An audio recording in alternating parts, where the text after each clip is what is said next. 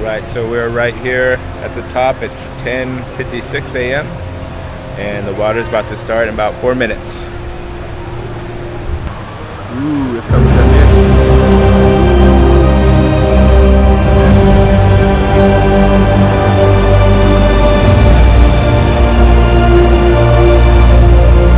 This is cool. We caught it at the perfect time.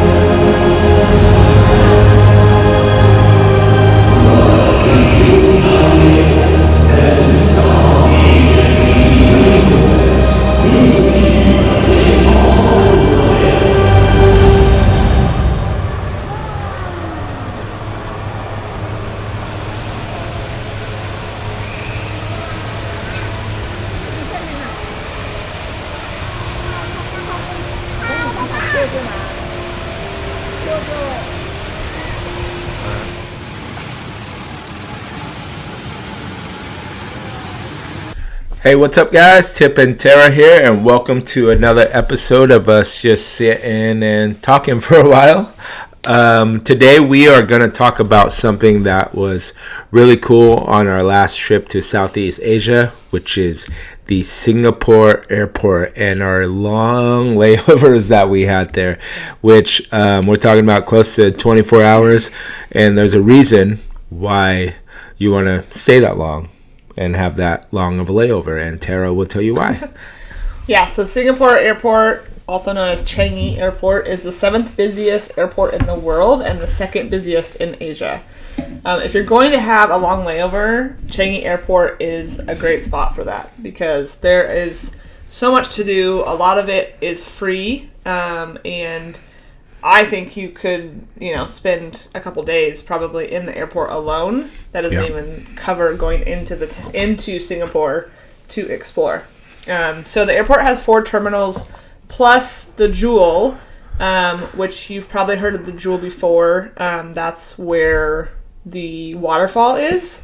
But if you have a long layover in Singapore, here are some things that you should do while you're there. Yeah. So obviously the first one, Tara touched on it a little bit, but it's the rain vortex. This thing has some of the most views that we've had on TikTok and on our shorts is because it's this crazy thing that's just open, and then there's just a big giant circular waterfall that comes down. It is indoor waterfall. Yeah, it's really cool. There's a rainforest surrounding it. It's something that you have to see for yourself. I mean, obviously we have these videos popping up that you can see, but it is quite the wonder. Like, you just want to stop. It's a tourist attraction on its own. For sure. One thing to know is the Jewel is actually outside of immigration. So if you're only in Changi Airport for a few hours and you have like a flight to catch pretty close, you have to be careful about trying to go to the Jewel because you do have to clear immigrations and go back through immigrations when you're going back through. Yeah. So the Jewel is actually it's open to anybody that is not even going on the flight. Like, you don't have to go through immigration or have a flight to hang out in the Jewel.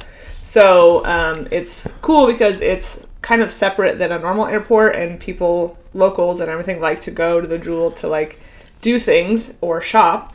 But just know that if you do have a tight layover, making it to the Jewel and back might not be the best option. And also, the waterfall is not on all the time. So the waterfall starts at 11 a.m. on the weekdays and ends at 10 p.m. And then it's 10 to 10 on the weekends.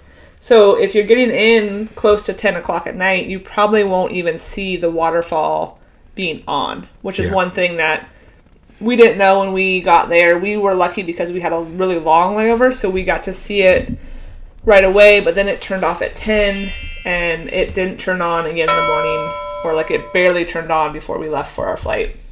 And they do have a light show every night, which is awesome to see. I think they have 2 different, 8 o'clock and 9 o'clock, they have a light show that goes off. So if you are there in the evening, that's a good thing to do.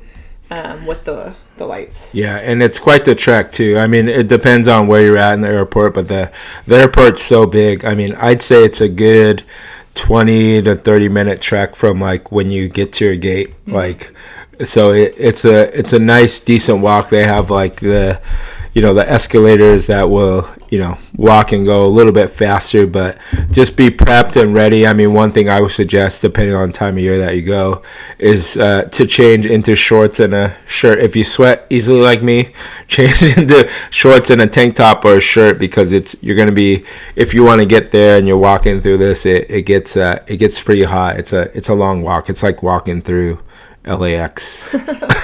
Yeah, it was kind of a long trek. Yeah.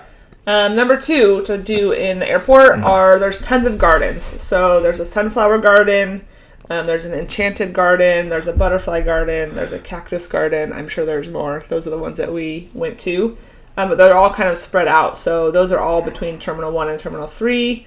Those are all included, so you just kind of walk in. The butterfly garden was really cool. If you like butterflies. If you don't, like, you're in this like 2-story garden with butterflies all over, swarming you kind of. Yeah.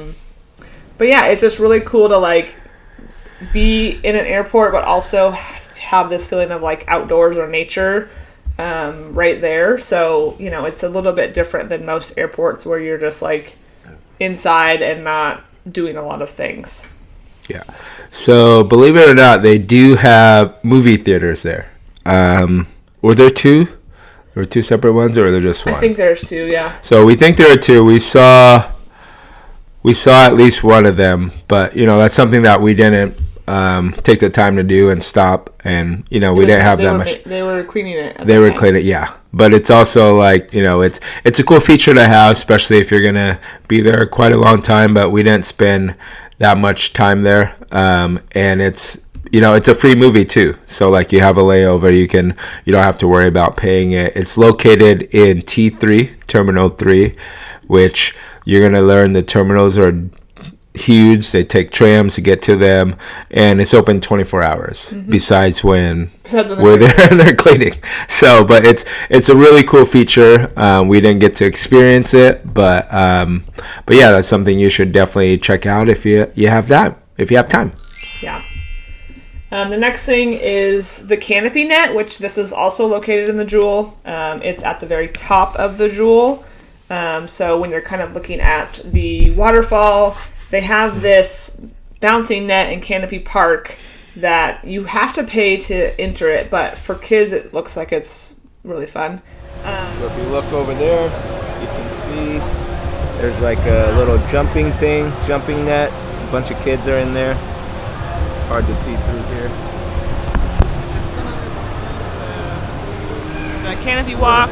There's a mirror maze. All included in the thing. We aren't going to do that, but it looks like it might be fun if you had some time to kill. And it's, I think like $25-ish. But basically you can like bounce on this net and you're suspended over the air for a while. So there's things like that you can do that are like a little bit more active to kind of get some energy out, or if you have kids and they need to like run around a little bit, the Canopy Net and the bouncing net are a good way to do that in the Jewel. Yep. Believe it or not, they also have a rooftop pool. We did not get to experience this because just timing and whatnot, but it's located at T1, Terminal 1, at Aerotol Airport. Yeah. So if you're staying at the airport hotel, hotel, obviously you don't have to pay for access to the pool, but if you're just a guest, you can pay. It's like 25 Singapore dollars, which is like, I think not quite $20 US. So it's really reasonable. If you have a lot of time, you can just go to the pool and hang out. Supposedly it has a really cool view, but we did not do that. And even at that time when we were there, both days that we were, coming in and going back home, it was pretty cloudy. So yeah. I don't think we would have been able to enjoy the view much anyways, but I think that's still a cool feature. Yeah. And then shopping and dining. The airport is so big. There's so many shops. There's have everything from luxury brands to local shops. They have, Adidas and Nike and all that kind of stuff. So if you are into shopping, Singapore Airport is a great place for you. Not just in the Jewel, but also in Changi. But Jewel has a lot more of the shops, I thought, there. And then they have lots of different dining options. They have like a little like street food area with like different diverse cultures, and they have Din Tai Fung, which we ate at, and DTF. Lots of different things. They also have like a 7-Eleven inside the airport, and little A&W, and so they have everything. It's like a mall. It's yeah, like a it big really giant is like mall. a mall.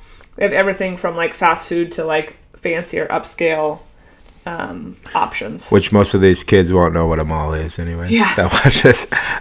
The next thing we would do, we would suggest, which you don't have to because there are plenty of places to stay around in the airport where you can lay down and like if you really wanted to. But if you really want to get a lot of rest, depending on where you're coming from, like us, which we had a really long journey. I mean, it was like 15 hours from SFO, which we had to travel to SFO from Portland to get there. So it's like, we're already traveling for 24 hours, but they have lots of hotels there.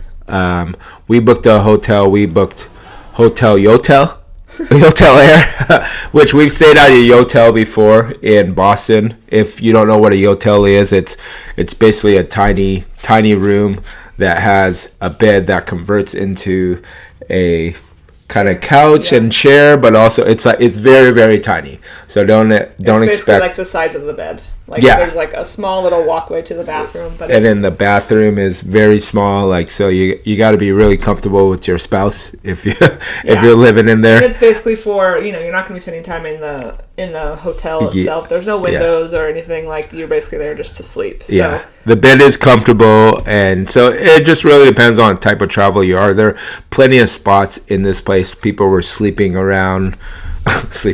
People were sleeping in there's a lot of places to lay down. So if you don't want to spend the money, which because we spend about $200 US a night on that, but to us it's as we're a little bit older, we're comfortable with paying that and getting that really good night's sleep.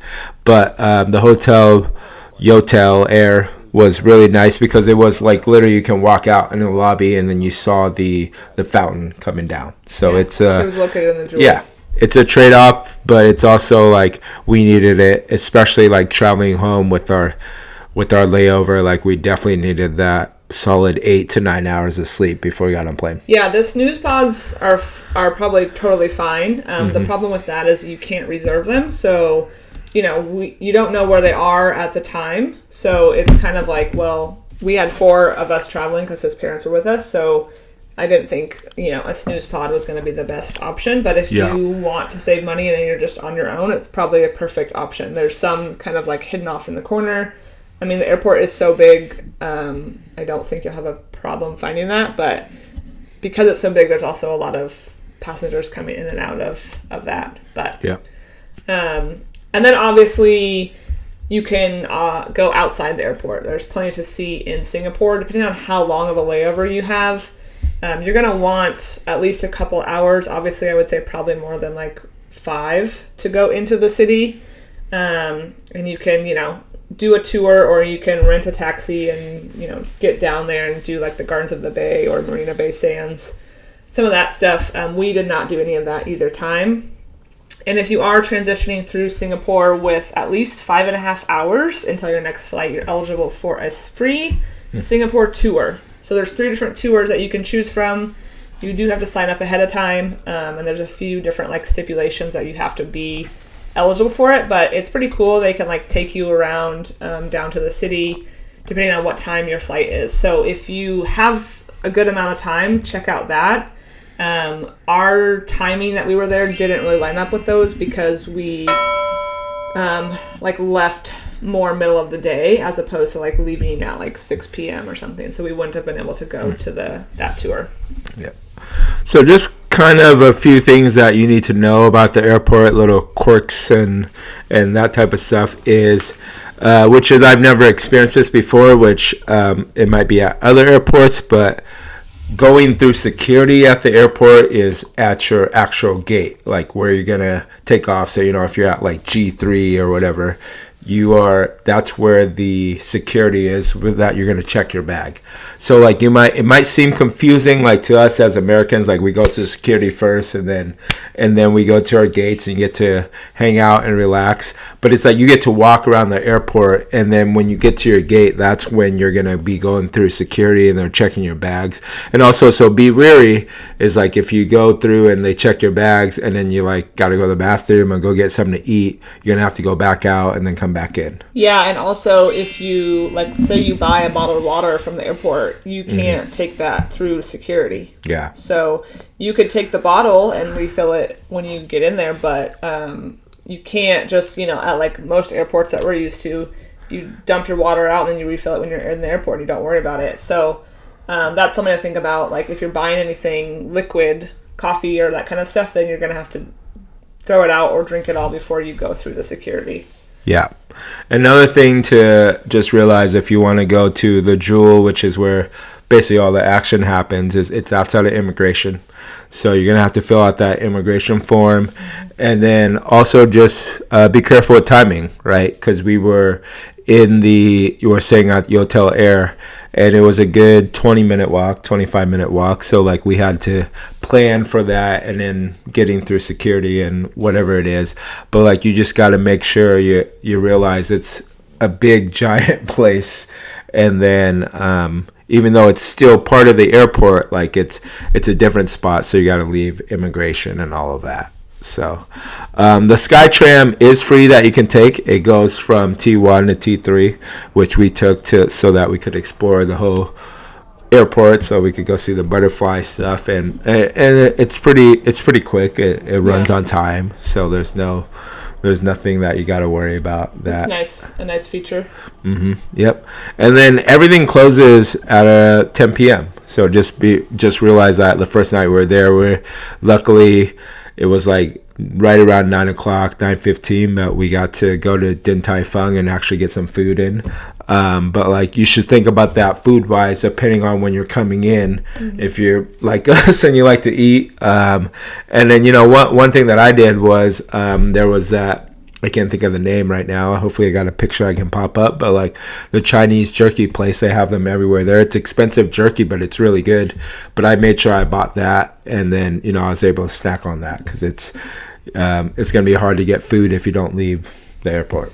Yeah, and some of that too, the closing at 10 could just be the Jewel, because that's where we stayed. The airport itself, like terminals 1 through 4 or whatever, might have a little bit more things open later, but I was really surprised even in the Jewel, like things didn't open that early. Like the waterfall doesn't start until 10 or 11 depending on the day, and like there wasn't a lot of restaurants open early, which I was kind of surprised about. But I guess if people are going to be going onto their flight, they're going to go into the other terminals and they'll get their food or whatever they need there. So and then one last thing is they do have luggage storage around the airport that you can pay for. It's pretty reasonable.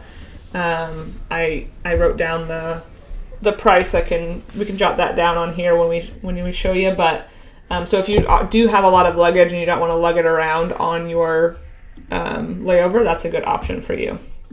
But yeah, I mean the Singapore airport was really cool. Would you want to go back to the airport? Yeah, it's a great place to layover. I mean, not like specifically like, oh yeah, let's just go hang out at the Singapore airport. But no, in general, it's a great place to see, like, especially for the first time. Yeah. And it's like, yeah, it's I want to spend 12 hours there. Like that's, yeah. So the answer to it is yes, but it's not a destination. Right, yeah. There's definitely plenty to do though. I mean, you could spend hours there just doing things. I think we did 19 hours. I mean, we slept for like 8 of those, but yeah, 19 hours there and like 14 or something coming back. So for sure, it was definitely a experience that you've never have like leave it. Like we didn't get to explore Singapore, which it was kind of timing and whatever, but like we kind of technically did with what we saw. But Yeah. it's it's definitely a place you should, if you can swing by, like, okay, yeah, I definitely want to check it out. Yeah. But yeah. It's definitely worth it. If if you're flying into Singapore, I think make sure to kind of have a little bit of a longer layover to make it worth it, so you can see and do all of those things. But yeah, we hope you found this video useful. If you did, make sure you like, comment, and subscribe. And check out our Patreon if you like what we do. Help support us. Yeah. We'll see you in the next one. Peace.